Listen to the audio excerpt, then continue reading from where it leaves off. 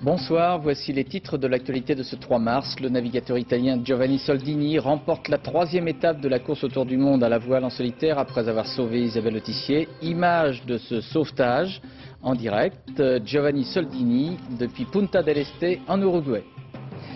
Enquête ministérielle concernant les morts dues à la listériose provoquée par certains fromages et pois. Ces morts pouvaient-elles être évitées? Réaction du ministre de l'Agriculture, M. Jean Glavany. Les cultures de plantes transgéniques entourées de secrets. Dans près de la moitié des départements concernés, les autorités refusent de communiquer les informations concernant ces cultures. La couverture maladie universelle profitera à 6 millions de personnes. Le projet de loi associe l'État, les mutuelles et les assurances.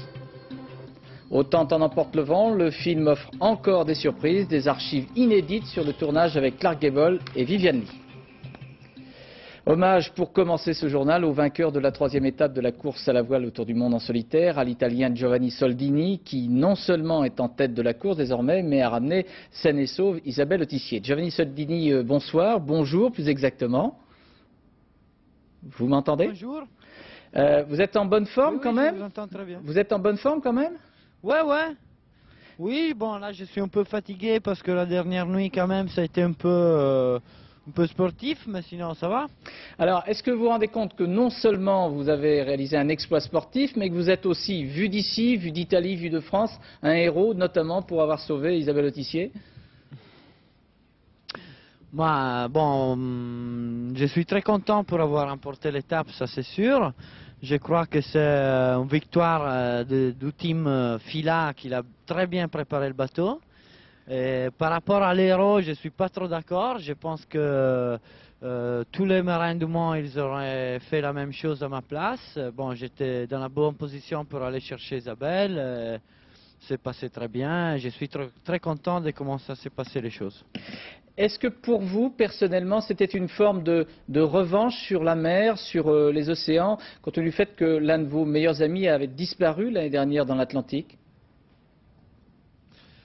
Je crois que dans ces choses-là, c'est vraiment difficile de se prendre des revanches. C'est deux choses qui sont passées dans ma vie très différentes l'une de l'autre. Une elle est très mauvaise et l'autre elle est plutôt terminée très bien. Donc c'est simplement deux choses très différentes et puis c'est tout, quoi. Il n'y a pas de revanche à se prendre quand se passe des drames comme celle que j'ai vécue en avril.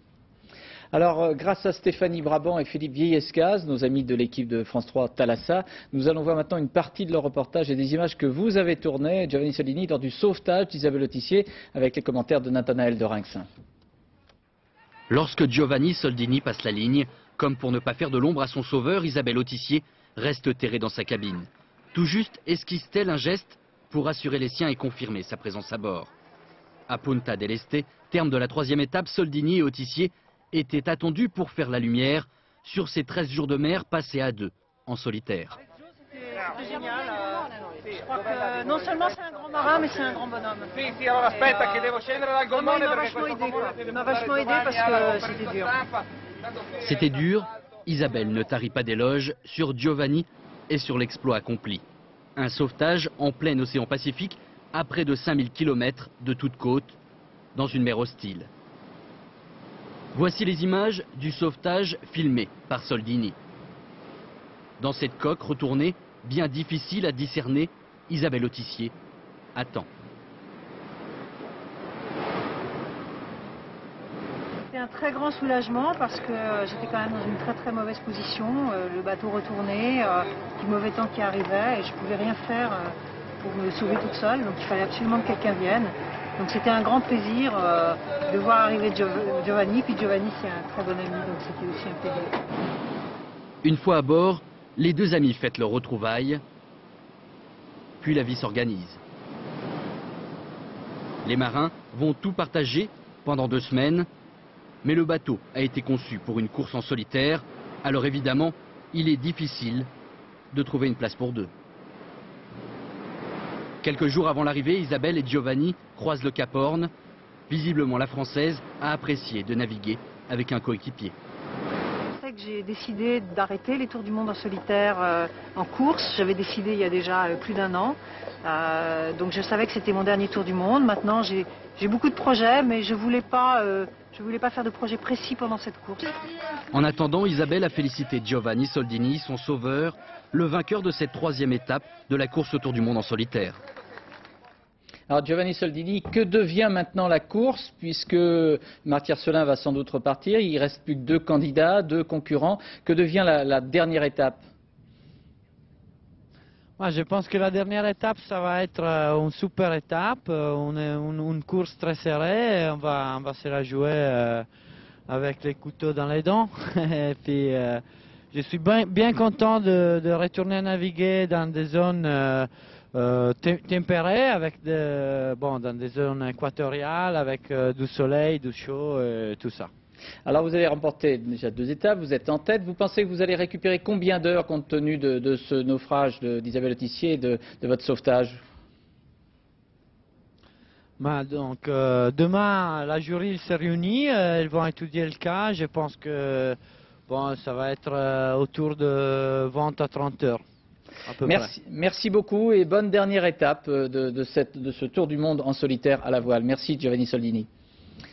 Au début du mois de janvier, une listériose provoquée par certains fromages époisses serait à l'origine du décès de 2 personnes, dont un nouveau-né. Ces décès sont intervenus dans le département de la Côte d'Or, mais d'après nos informations, celles de Jean-Daniel Fézaquet, cette listériose et ses conséquences dramatiques auraient fait l'objet d'une rétention d'informations. Commentaire. Quand on apprend la semaine dernière que 3 fromages de la fromagerie d'Armançon contiennent de la listeria, on apprend en même temps que cette contamination est à l'origine de 3 cas de maladies humaines et de 2 décès. Des décès que le communiqué commun des ministères de l'Agriculture et de la Santé ne mentionne pas. Pourtant, dès le début janvier, l'entreprise, à la suite d'autocontrôle, sait qu'il y a de la listeria dans les fromages. Le 5 février, les services vétérinaires vont faire la même constatation. Normalement, lorsque de tels examens sont faits, les services vétérinaires avertissent le préfet du département, mais aussi leur administration centrale par l'intermédiaire de la Direction générale de l'alimentation au ministère de l'Agriculture. Cette administration est censée avertir ses collègues de la santé et de la consommation. Problème, jamais le ministère de la Santé n'a été mis au courant de cette contamination. Il a fallu que le laboratoire spécialisé dans les listérioses humaines s'inquiète de la survenue de plusieurs cas pour que le lien soit fait tardivement entre cette infection et la consommation de fromage contaminé. Alors Jean-Daniel, ces décès sont-ils inhabituels? Est-ce qu'ils auraient pu être évités? Les 2 décès sont un peu particuliers parce que le premier touche un enfant qui est né à terme et qui est mort 3 jours après sa naissance d'une listériose, ce qui veut dire que la contamination a été massive. De même pour la jeune femme, elle est une jeune femme de 30 ans qui est morte de ce que l'on appelle une méningoencéphalite, une atteinte cérébrale.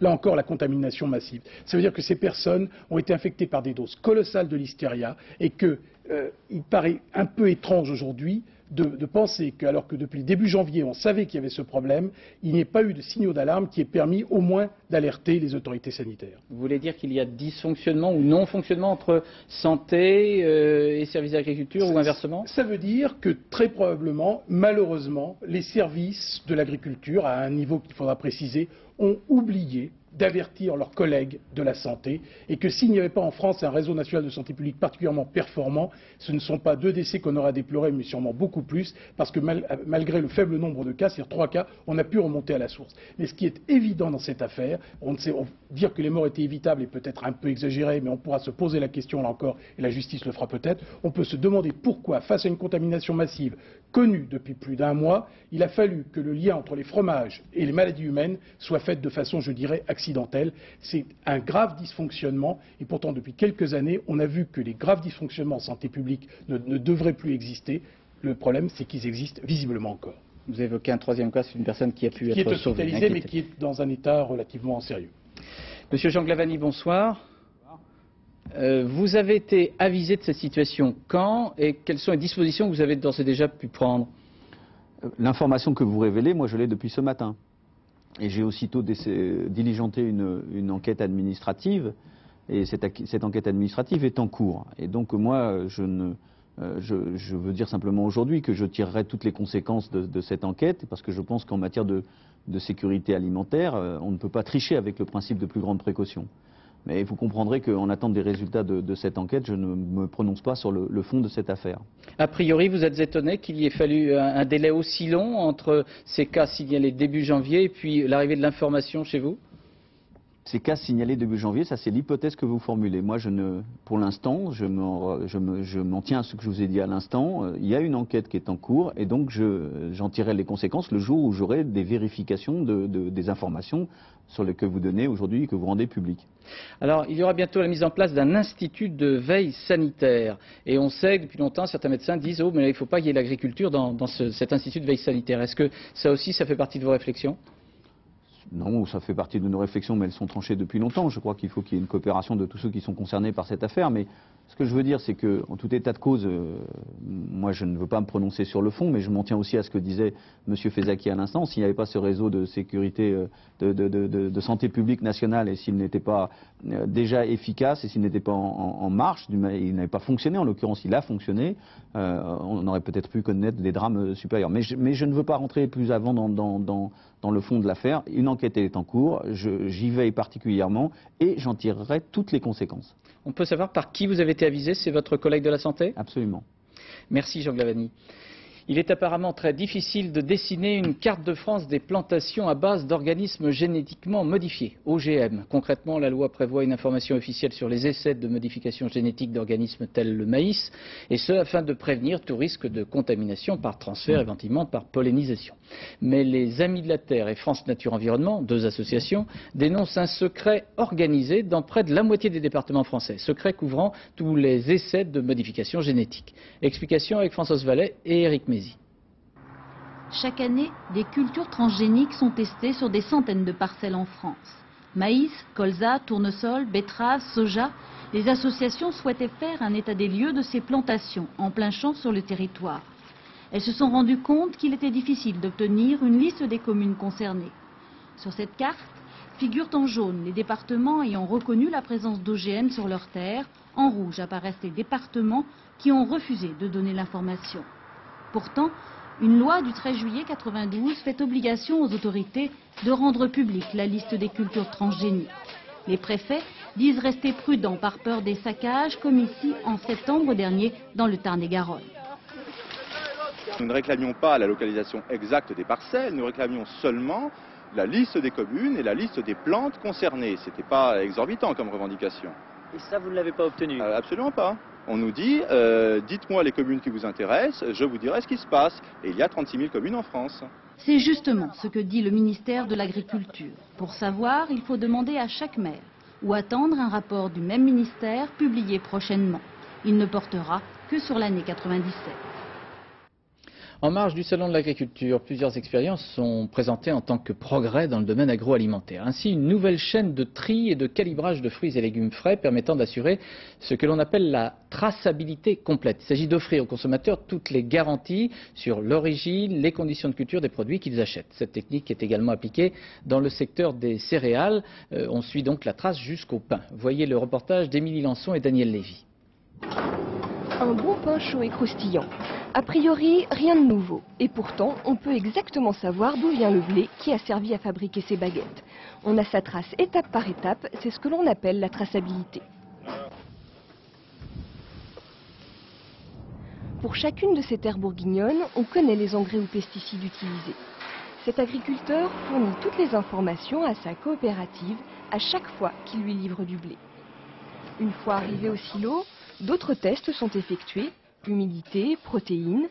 Si le blé est accepté, on lui attribue alors un numéro de lot. Un même lot peut être constitué par la production de plusieurs agriculteurs différents.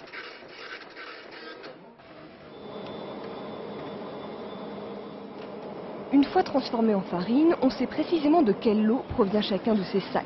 Mais encore très peu de céréaliers ont déjà mis en place un processus de traçabilité.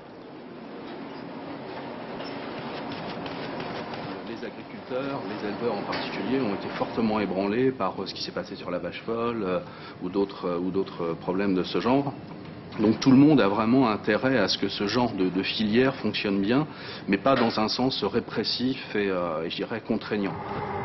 Pour l'instant, la traçabilité est laissée au bon vouloir des professionnels. Peu s'engagent sur cette voie car les produits coûtent plus cher. Aujourd'hui, une baguette dont on connaît la trace vaut en moyenne 5 francs. Un coût supplémentaire dû au temps passé à identifier les marchandises. À partir du moment où le blé dans la baguette vaut 21 centimes, si la traçabilité ça vaut 10%, ça vaut 2 centimes. Moi je pense que ça vaut le coup. À l'heure actuelle, il n'existe aucun label garantissant la traçabilité. Mais si les OGM, les organismes génétiquement modifiés, se développent, conserver la trace d'un produit sur l'ensemble d'une filière alimentaire pourrait devenir un nouvel argument de vente. Adoption en Conseil des ministres ce matin du projet de loi de couverture maladie universelle, projet présenté par Mme Martine Aubry, qui concerne 6 millions de personnes en France. Ce projet fait partie de la loi de lutte contre les exclusions. Il doit offrir une couverture gratuite pour les soins aux personnes les plus démunies, dont toutes celles qui touchent le RMI. Explication sur le dispositif avec les questions également qu'il entraîne, Laurent Bailly et Roger Motte. La couverture maladie universelle, c'est d'abord une assurance de base gratuite pour les 150 000 personnes très défavorisées qui en sont actuellement exclues. À partir du 1er janvier 2000, il suffira pour être enfin couvert d'entrer dans une caisse primaire d'assurance maladie et de donner son adresse, ou pour les sans-logis, celle d'une association. Mais la grande nouveauté de la CMU, c'est l'instauration d'une couverture complémentaire gratuite pour 6 millions de personnes qui jusqu'ici renonçaient à se faire soigner faute de moyens. 6 millions de personnes, c'est bien sûr des chômeurs, c'est bien sûr des exclus, mais ce sont aussi des salariés, des artisans, des commerçants, des retraités qui ont des faibles revenus, puissent se faire soigner gratuitement, c'est-à-dire n'aient plus à payer le forfait hospitalier de 70 francs par jour, le ticket modérateur pour aller chez le médecin ou pour les pharmaciens. Pour accéder à cette complémentaire gratuite, il faut toucher moins de 3 500 francs par mois pour un célibataire et jusqu'à 7 700 francs pour un couple avec 2 enfants. Des conditions de ressources donc que critique le patron de l'assurance maladie. Il y voit une mise en cause des principes de la Sécu. Tout le monde paye selon ses revenus, reçoit selon ses droits. Il n'y a pas de critères de ressources au moment où je rembourse les gens. Je ne souhaite pas que la sécurité sociale, pour une frange de la population, crée un statut particulier, car il porte en germe le risque qu'un jour, ça soit la règle pour tous nos concitoyens. Car pour gérer sa complémentaire gratuite, l'assuré social pourra choisir entre la Sécu, une mutuelle ou encore une compagnie d'assurance. C'est une nouveauté, certains y voient même le moyen pour les assureurs de faire irruption en douceur sur le marché de la santé, un marché de 800 milliards de francs. Évidemment, les assurances veulent sélectionner une partie de la population et avoir là une image sociale en disant qu'elle s'occupe aussi des plus pauvres. Au total, la CMU coûtera 9 milliards de francs, dont plus de la moitié à la charge des départements. L'État paiera un peu plus de 2 milliards de francs, les mutuelles et les assureurs devront financer le reste. Alors pour bien comprendre l'urgence de la couverture maladie universelle, il faut écouter les témoignages de femmes, d'hommes vivant dans la précarité et pour qui le paiement de soins est a priori impossible. L'organisation Médecins du Monde en région parisienne s'occupe de ces personnes. Voyez le reportage d'Elsa Margou et Claude Sicard. Ici, on soigne la misère, celle des plus démunis qui ont à peine de quoi vivre et rarement de quoi se soigner. Thérèse est venue prendre rendez-vous avec un ophtalmologiste. Elle touche le RMI et vend des journaux dans la rue. Une simple consultation chez le médecin est pour elle un casse-tête financier. Vous gagnez combien par mois 3 200, 3 300. Donc aller chez le médecin, c'est pas possible? Le médecin, ça coûte cher, hein. C'est un peu cher, hein, vous savez, quand on n'a pas beaucoup d'argent, le loyer à payer, ça à payer, faut bien vivre, vivre et survivre. Hein. Certains ont pourtant une couverture sociale, mais des soins comme les prothèses dentaires restent inabordables pour les personnes à faible revenu. Un Français sur 10 n'a pas de mutuelle et doit faire appel aux associations humanitaires pour consulter un spécialiste. On rencontre de plus en plus de personnes qui se trouvent en fin de droit, donc sans sécurité sociale, ou alors avec une sécurité sociale, mais étant au chômage, n'ayant pas de mutuelle et n'ayant pas les moyens d'avoir une mutuelle. En créant un régime complémentaire gratuit, la couverture maladie universelle devrait donner aux plus démunis un accès direct aux soins et au système de santé dont ils étaient jusqu'à présent exclus. Publication des comptes de l'UNEDIC, le régime d'assurance chômage. Le déficit de 98 était de près de 1,5 milliard de francs. La prévision du déficit pour 99 est de 2,5 milliards. Mais en l'an 2000, l'organisme prévoit un excédent de 226 millions de francs, de nouvelles créations d'emplois et une décrue du chômage. Le groupe automobile PSA, Peugeot Citroën, a réalisé un bénéfice de 3,2 milliards de francs, soit 490 millions d'euros en 1998. Fort de cette situation favorable et de nouvelles embauches à Peugeot Mulhouse, suite au succès de la 206, le président de Peugeot Citroën, M. Fols, a évoqué des possibilités de fusion ou d'acquisition avec un partenaire non encore défini. Reportage Luc Bazizin et Rémi Poissonnier. Jean-Martin Fols, le président de PSA Peugeot Citroën, a de quoi boire du petit lait. L'objectif qu'il s'était fixé pour 1998 a largement été dépassé. Le groupe a vendu plus de 2 200 000 véhicules dans le monde, soit une augmentation de 8,5%, ce qui le place au deuxième rang des constructeurs européens derrière Volkswagen. La croissance et la rentabilité retrouvées donnent un nouvel appétit au groupe. Jusque-là plutôt hostile aux mariages automobiles, la marque au Lyon semble prête à sortir les griffes. Puis il y a les fusions-acquisitions qui sont aussi une voie d'augmenter les volumes et d'allonger la série, mais une voie parmi d'autres. Nous n'avons rien contre a priori, encore faut-il que ce rapprochement permette rapidement de dégager des synergies industrielles, des plateformes communes, d'allonger les volumes. Nous regardons tout ce qui existe de par le monde et si nous trouvons une opportunité, nous la saisirons. La 206 produite ici dans l'usine de Mulhouse concourt largement au redressement de l'entreprise, à tel point que pour faire face au succès de la dernière née, Peugeot prévoit d'augmenter de 20% la capacité de production du site et va embaucher 1200 ouvriers. C'est d'ailleurs déjà fait pour 250 d'entre eux, souvent d'anciens contrats à durée déterminée. Avec une période de chômage, vous savez, c'est pas toujours évident. Et vu mon âge, j'ai quand même 44 ans. Et je pense que j'ai une chance à saisir, donc j'ai tout fait pour la saisir. Et nous, on pense qu'il faut qu'il y ait un retour pour les salariés, alors à la fois sur une politique salariale qui doit obligatoirement évoluer, notamment pour les bas salaires. Les analystes financiers, eux, prévoient un ralentissement du marché automobile en 1999 de l'ordre de 2%, de quoi modérer l'enthousiasme du moment. L'Assemblée nationale a adopté par 447 voix pour, 75 contre et 10 abstentions le texte de loi autorisant la ratification du traité d'Amsterdam. Selon l'agence France-Presse, Mme Christine Devier-Joncourt, entendue à sa demande par les juges de l'affaire Elf, aurait déclaré avoir acheté en 1990 des objets antiques pour un montant d'environ 300 000 francs avec de l'argent provenant du groupe pétrolier Elf. Ces objets auraient été donnés en cadeau à M. Roland Dumas.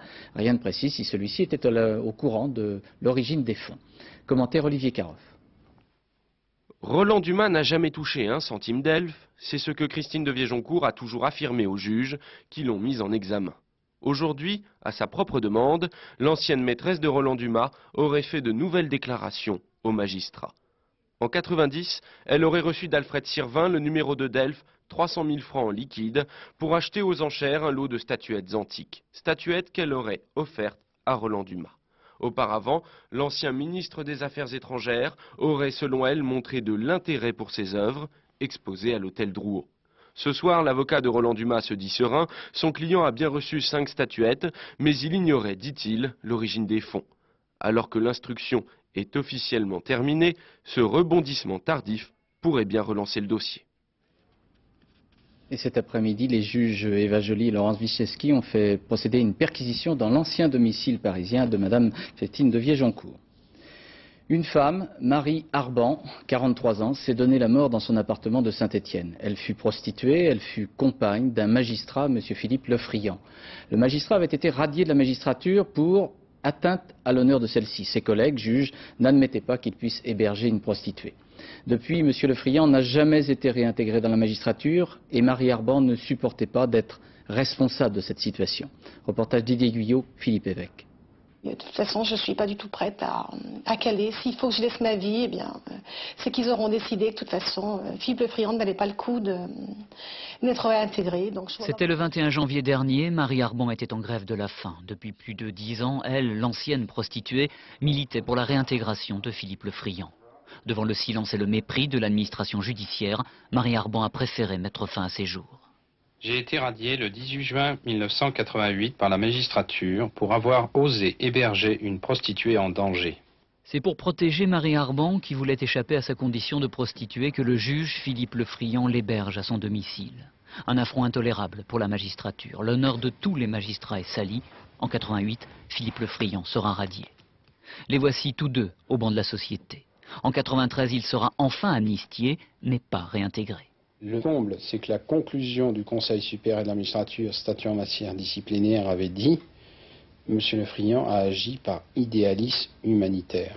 Ça ne concernait que sa vie privée et pas sa vie professionnelle. Et malgré cela, on le met à la retraite. Depuis 1993, il se bat à coups de lettres et de pétitions, à coups de grève de la faim. Marie Arban est à ses côtés. Plusieurs fois, il aura des contacts avec la chancellerie. On lui promet de faire quelque chose, promesse jamais tenue. On l'a mis dans une situation où il a été contraint, où il s'est retrouvé à faire la grève de la faim, enfin à trouver un rapport de force avec l'administration au lieu d'avoir avec elle un rapport de droit. Je considère que l'administration, que la chancellerie dans ce cas-là, s'est montrée d'une légèreté blâmable. Elle a pensé peut-être que, en disparaissant, je retrouverais peut-être ma dignité, qu'elle pensait m'avoir fait perdre, alors que je ne vois pas en quoi le fait d'héberger une prostituée, c'est faire perdre la dignité d'un magistrat et de la magistrature en général. Donc là, je suis choqué, c'est un moindre mot. Ce soir, le ministère de la Justice a préféré ne pas répondre à nos questions.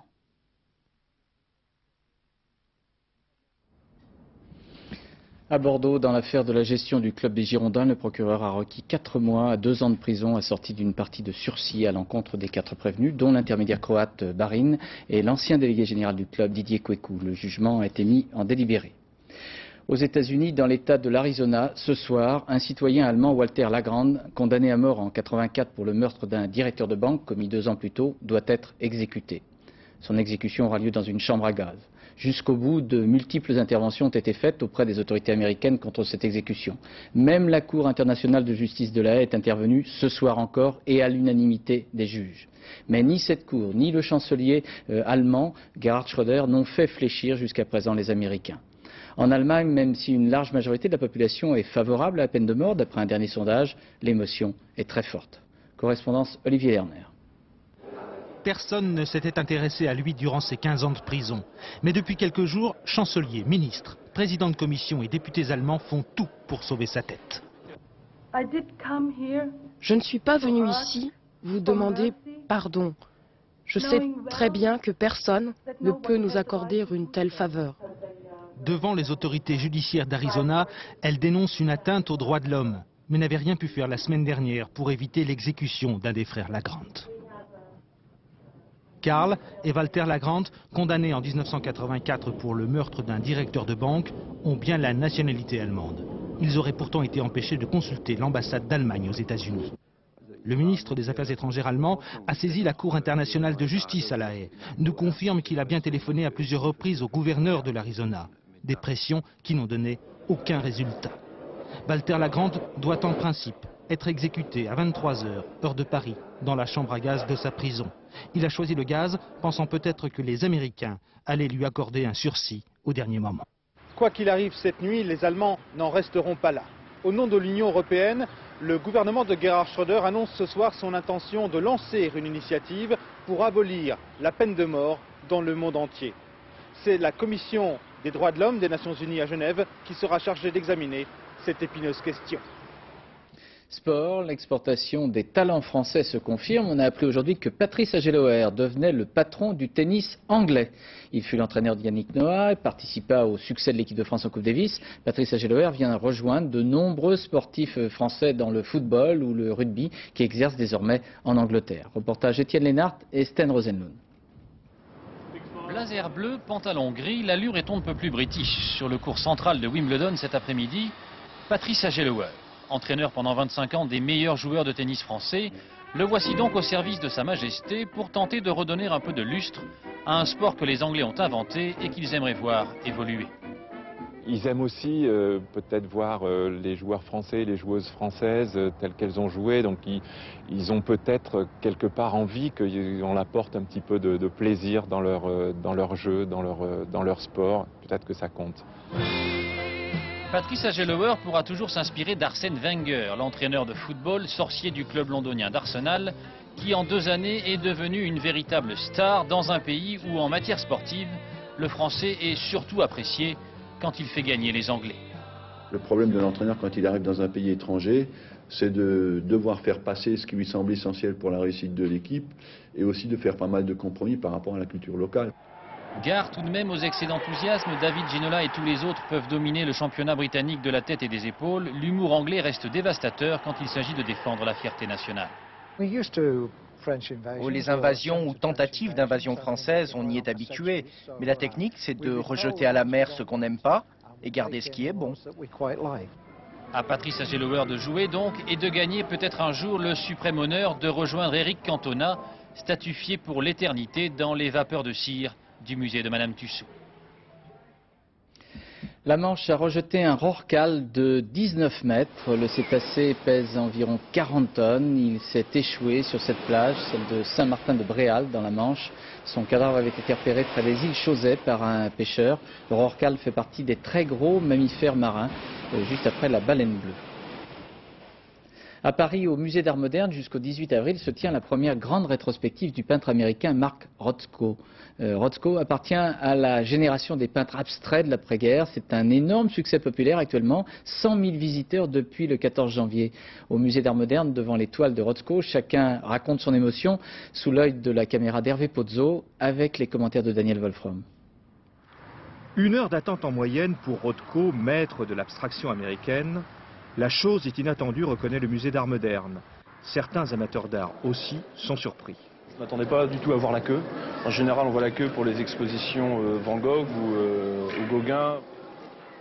En fait, pour une partie du public, la peinture abstraite reste une terre inconnue. Je ne connaissais pas du tout, et j'ai découvert, et bon, les couleurs. Je découvre, vous savez, et j'espère approfondir plus tard.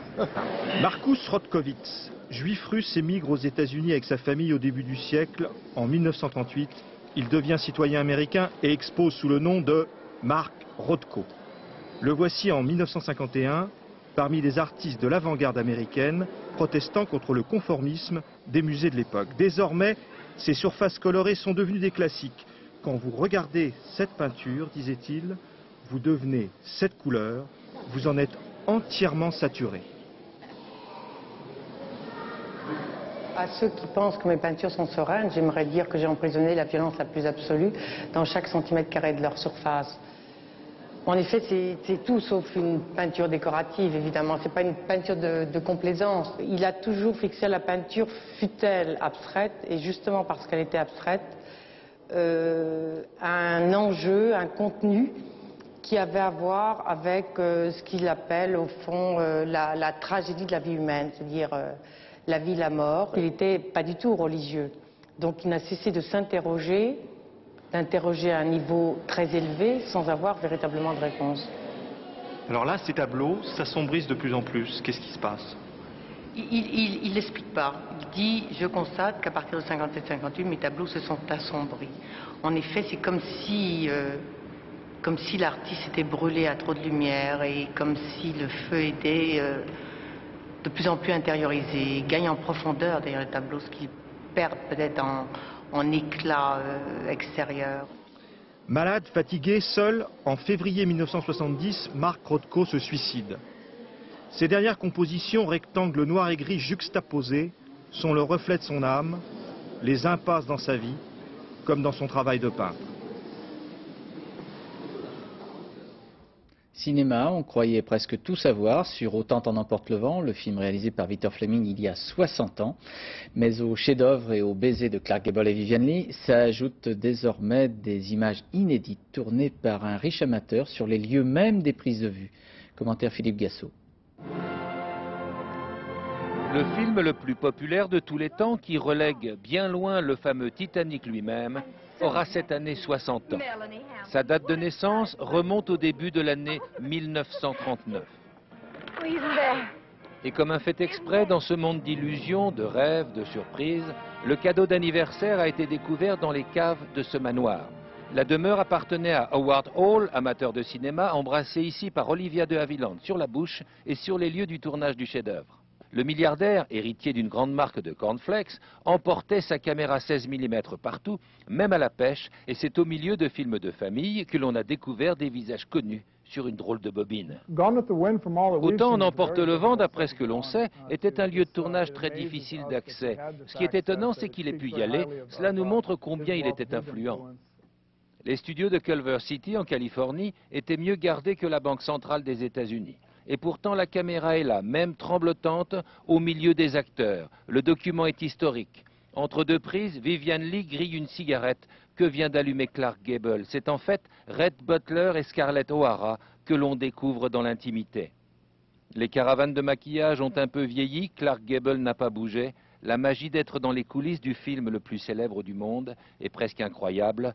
Voir par exemple la très lointaine Vivian Leigh partir vers l'immortalité.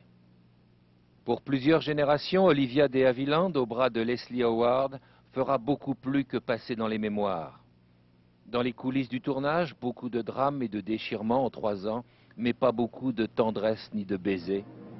Pour cela, il faudra aller au cinéma.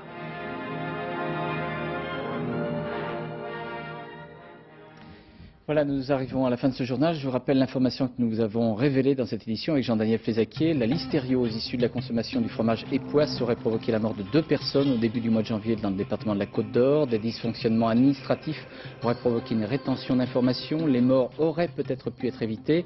Monsieur Glavany, ministre de l'Agriculture, a annoncé ce soir dans notre journal qu'il l'avait appris ce matin et qu'il avait déclenché aussitôt une enquête ministérielle. Dans un instant, la météo avec Patrice Drevet, à 0h55, le journal de la nuit avec Florence Duprat, suivi du cercle de Philippe Lefebvre. À demain 20h. Bonsoir. Merci.